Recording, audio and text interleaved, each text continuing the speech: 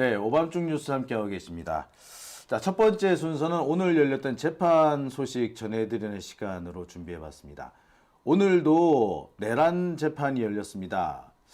아직도 내란 사건 재판이 계속되고 있느냐?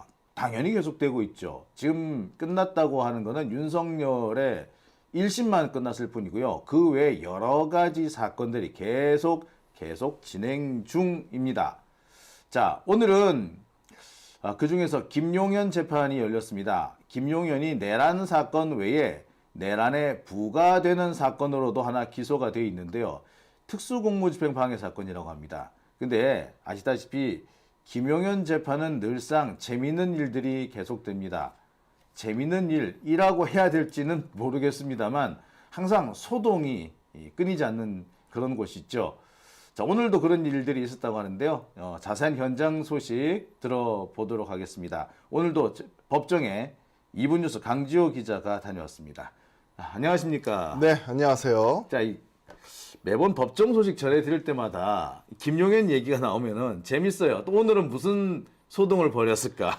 그렇죠. 원래 재판장 안에서 소란이 일어나면 이례적인 행동인데 그렇죠. 여기는 소란이 안 일어나야 이례적인 상황입니다. 진짜 김용현 재판은 맨날 소동이 일어나다 보니까 오늘은 무슨 일이 생길까? 그렇죠. 항상 뉴스거리를 만들어줘요. 네, 아이들이 좋아하는 뽀로로에 나오는 오늘은 또 무슨 일이 생길까? 네.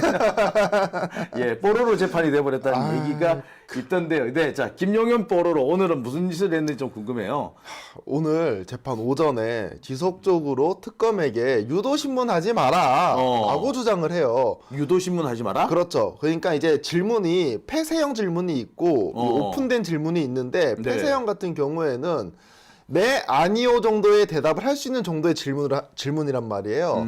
근데 특검 측에서 이 증인에게 폐쇄형 질문했다라고 하면서 이거 유도신문이다 라고 이야기합니다. 이야, 참. 근데 제가 뭐 지금까지 보면은 보통 이게 다 공개가 되잖아요. 내란 사건 같은 경우에. 근데 아무리 봐도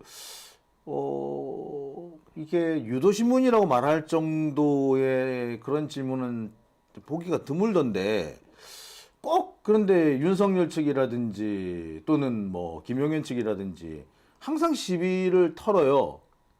그래가지고 뭐다 타는 둥 유도신문이라는 둥 이러는데 절차가 잘못됐다라는 등. 오늘도 그렇게 딱히 유도신문 같지는 않았을 것 같아요. 뭐 어쨌길래 유도신문 어쩐 얘기를 하는 겁니까? 뭐 예를 들면 그런 겁니다.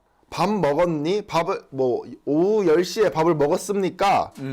이렇게 질문을 하니까 뭐 네, 아니오로 대답을 할 거 아니겠습니까? 증인이?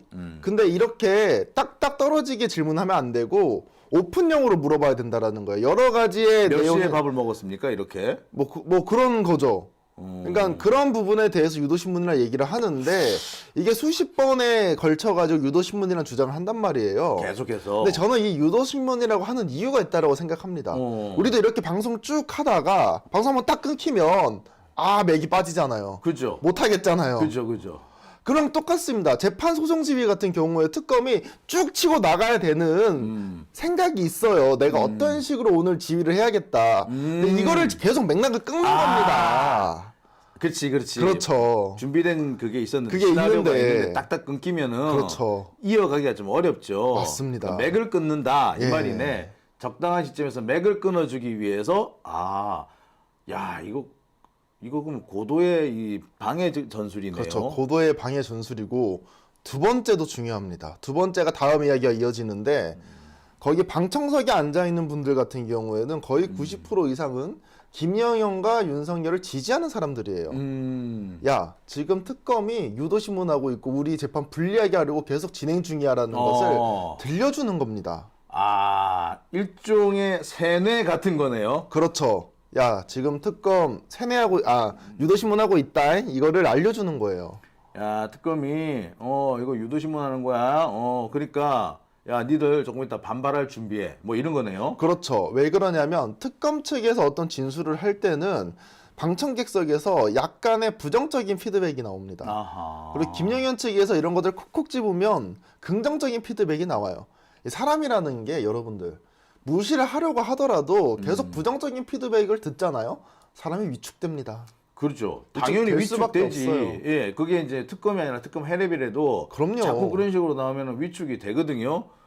그러니까 일종의 위축 효과도 생기고, 그다음에 맥이 끊기는 그런 효과도 생기고, 이래저래 상당히 방해가 되는 거네요. 그렇죠. 야. 그런데 그러면 이렇게 되면은 그래서 판사는 뭐래요? 진짜 유도신문이 맞대요? 뭐래요?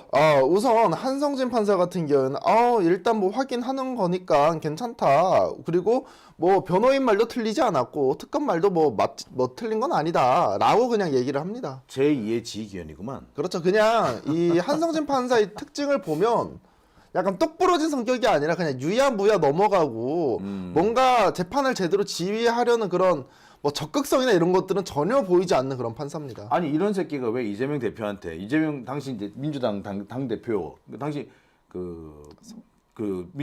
이재명 대통령 후보 시절인데 그렇죠. 선거법 사건에서 유죄 판결 내렸잖아. 그렇죠. 그 새끼가 왜 그런 짓을 그렇게 이렇게 희말이 없는 놈이 무슨 왜 그런 짓을 했대요? 그러니까요. 이 재판이 결국에는 뭐 파기환송까지 나왔었던 거 아니에요? 그렇죠. 예. 그래가지고 그렇죠. 결국에 한성진이가 써놓은 1심 판결문이 거의 대법원 판결문이 돼버렸어요. 그렇죠. 그게 이제 그래서 내가 그때만 해도 한성진하고 조이대하고 한통속이다. 사실상 1심 판결문을 조이대가 써준 거나 다름없다. 뭐 이렇게 막 얘기를 하고 그랬었거든요. 아니 그랬던 놈이 이번에 또 이렇게 희말이 없게 한다. 뭐야? 이유가 뭐야? 뭐 왜 이래? 왜? 저도 왜 그런지 참 모르겠어요. 근데 이 얘기가 나온 맥락이 어떻게 시작이 되냐면 오전에 계속 유도신문이라고 계속 가스라이팅 시켰잖아요. 방청객들한테. 근데 여기 소법정이에요. 작은 법정입니다. 그러니까 특검이 나갈 때 방청객들도 다 같이 나와요. 그러니까 특검과 방청객이 만날 수가 있는 그런 환경입니다. 그러니까, 예. 그러면은 가만히 있어. 그러면은 그 방청객 중에 일부가 특검한테 뭐라고 한마디 했을 수도 있겠네요. 그렇죠. 했구나 진짜로. 했습니다. 아하. 할 수가 있는 게 아니라 했어요. 저같이 등치가 큰 사람인데 예. 째려봤다 이렇게. 그러면서 특검을. 유도신문 하지 마라 오. 라고 이야기했답니다. 특검한테. 오. 근데 특검은 이걸 어떻게 느꼈냐? 위협이라고 느낀 거예요. 야. 위협이라고 느낄만 하네요. 그러네. 그 이전에도 제가 계속 방청객에서 특검을 위협한다. 그리고 강주를 위협한다. 이런 얘기 많이 했습니다. 예. 근데 대부분의 위협은 여성분들이 많이 했어요, 사실. 그러니까 지금까지 보면은 뭐 강지호 기자도 네. 자꾸 이상한 사람들 옆에서 와가지고 찌르고 뭐, 그렇죠. 뭐 빨갱이 기자라 그런다고 그러고 예 그랬는데 그분이 주로 여성들이셨군요. 주로 여성분들이 그랬어요. 오늘은 근데 남자잖아. 또 등치 오늘은 크다며. 등치도 상당히 큰 남성분이 유도신문 하지 말라고 특검이 직접적으로 말한 겁니다. 그래서 특검이 이거 CCTV 돌려보시라 어허허. 퇴정을 요구했습니다. 어떤 사람인지 어떤 그치? 사람이 그 특정도 됐어요. 이제 후드를 쓰고 등치가 큰 한 30대 중후반 되는 그런 사람이었는데 네. 다시 하지 말라고 해서 안 한다라고 얘기는 했습니다. 근데 이게 문제가 아니라 이런 일이 벌어졌으면 사실 퇴정 조치를 시켰어야 되는 그죠, 거거든요. 그죠. 예. 근데 이하상 변호사는 뭐라고 얘기하냐? 아니 무슨 시민한테 그런 말을 하냐? 그리고 이 퇴정시키는 것 자체가 이 기본권 자체를 침해하는 것이다. 그렇게 하면 안 된다라고 주장을 하고요.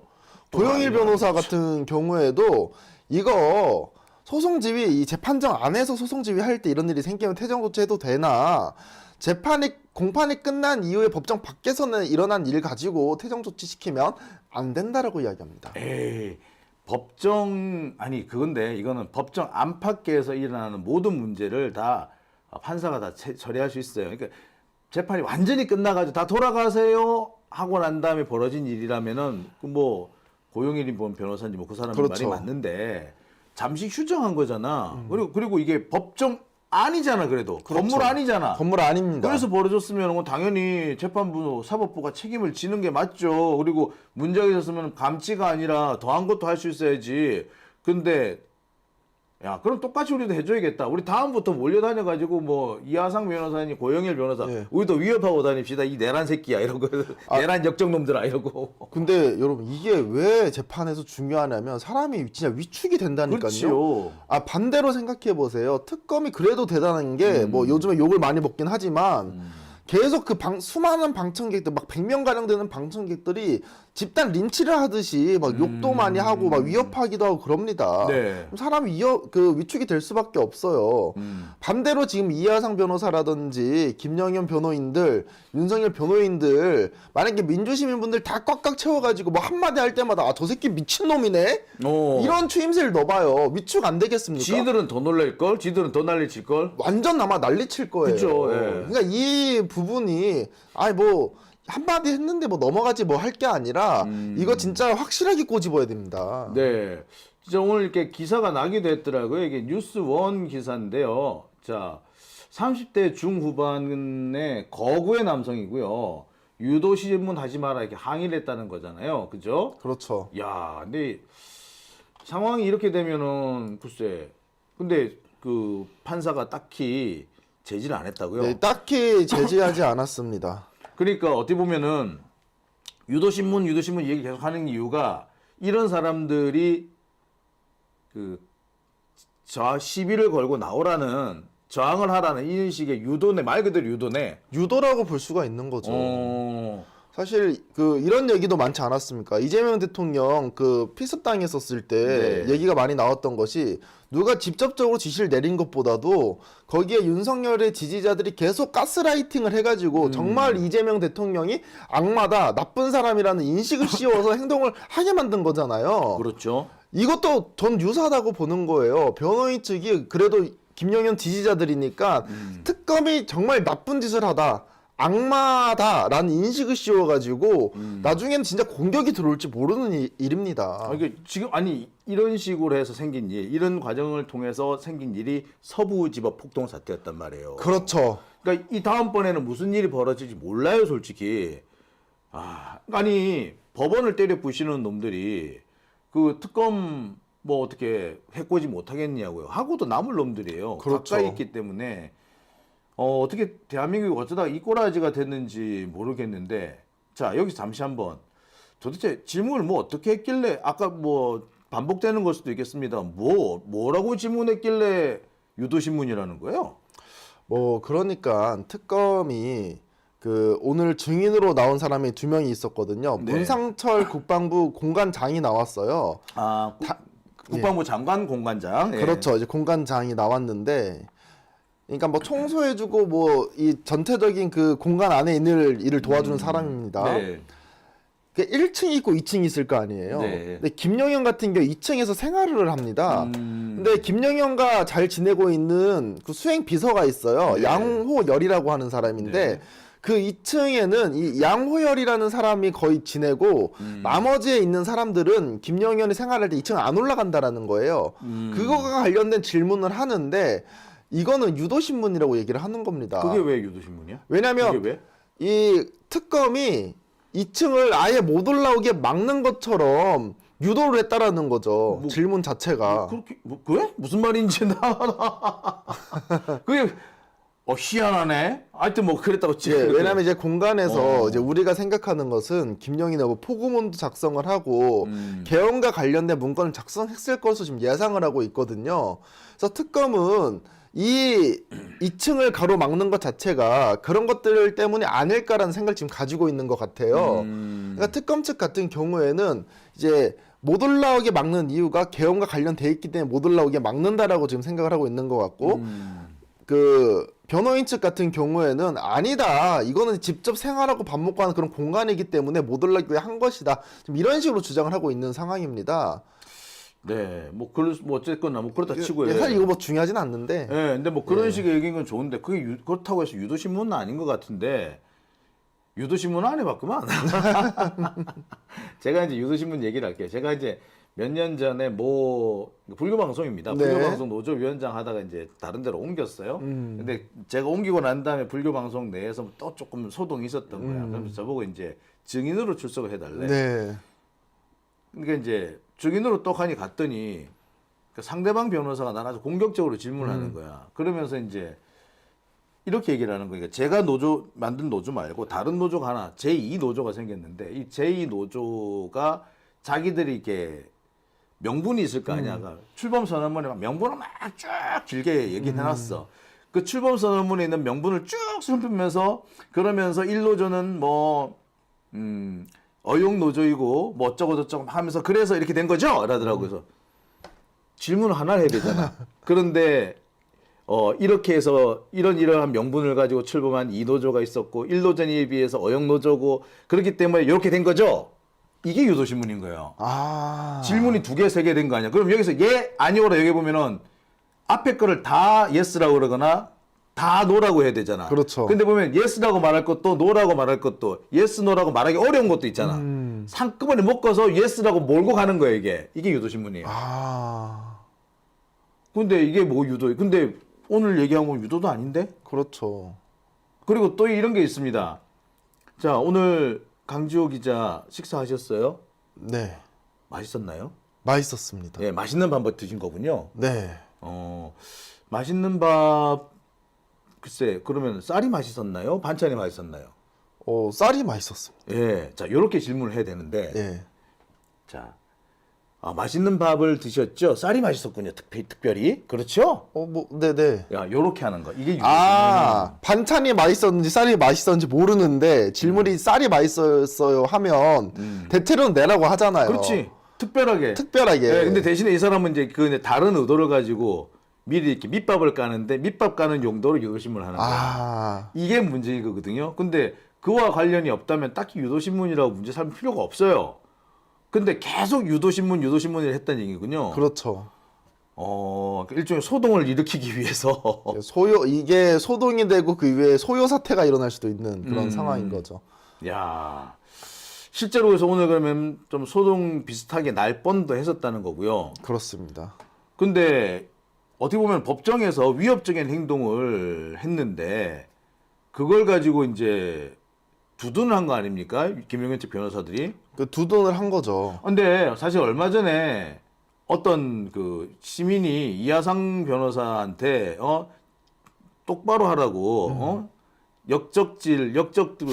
옹호하지 말라고 이렇게 항의한 적이 있었대요. 네. 그거를 가지고 이하상 변호사가 누가 나와가지고 법정에서 항의한 적도 한번 있었단 말이야, 지들은.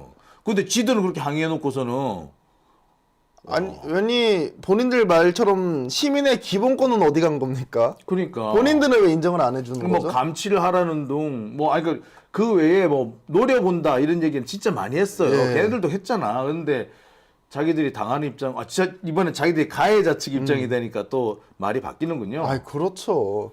사실 거기 방청객이 앉아 있는 거 본인 째려볼 사람도 없어요. 전부 다 이제 사실 다 김용현 지지자들이잖아요. 그럼요. 네. 자, 뭐 하여튼 뭐 상황이 지금 이렇게 된 것 같은데 오늘 재판에서 그러면은 딱히 이렇게 중요한 사람은 안 나온 거군요, 증인이. 사실 중요한 사람이긴 합니다. 왜 그러냐면 김영현의 공간에서 이것저것 막 계엄문도 썼을 것이고 누구 사람도 불러서 만났을 것이고 이런 것들이잖아요. 네. 그래서 국방부 장관의 공관장인 문상철 씨가 나왔어요. 그러니까 김영현 집을 지키는 사람 중에 가장 대장인 사람. 그러네. 그렇죠. 그리고 이제 양호열이라는 사람이 나왔는데 이 사람은 이제 국방부 장관의 수행 비서입니다. 그러니까 김영현과 동고동락하는 사람인 거예요. 특히나 이 양호열 씨 같은 경우에는 어느 정도 친분을 가지고 있느냐. 김영현이 소대장 시절부터 만났던 사람입니다. 야. 1983년 수방사 30경비단에 소대장이 있을 때 만난 거예요. 네. 제가 93년생이거든요. 93 저보다 년에 훨씬 더 소대장 할 때. 오래된 인연인 거죠. 제 나이보다. 김용현이 나보다 나이가 별로 안 많구나. 93년에 소대장 할 정도면 예. 나랑 비슷하구나. 예, 그러한 상황이었고 이제 제대 이후에 계속 연락을 했다가 윤석열이 이제 대통령 나온다고 했었잖아요. 당시에 김용현 운전기사를 해줬다고 합니다. 그의 인연이 이어져 와가지고 경호처장 때 그리고 국방부 장관 때 수행 비서를 한 거죠. 야, 참. 아주 막역한 사이네요. 막역한 사이입니다. 네, 비서라고 하지만 아주 가까운 뭐 친구 같은 사이. 친구 같은 사이. 네. 그 사람이 직접 나와서 이제 증언을 했다는 거군요. 네, 맞습니다. 그러니까 김용현이 평소 무슨 짓을 했는지, 네. 평소 뭘 했는지, 사실 지금 포고문 같은 거를 김용현이 진짜 작성을 했는지, 다른 누군가가 작성했는지 알 수가 없거든. 그렇죠. 예, 또는 뭐 이와 관련된 질문 또는 추가적인 어떤 그 진실 발견을 위한 그런 추궁이 이어졌겠군요. 네, 맞습니다. 뭐 소득은 있습니까? 사실 그 이전에 나왔었던 내용들이 이제 반복이긴 한데요.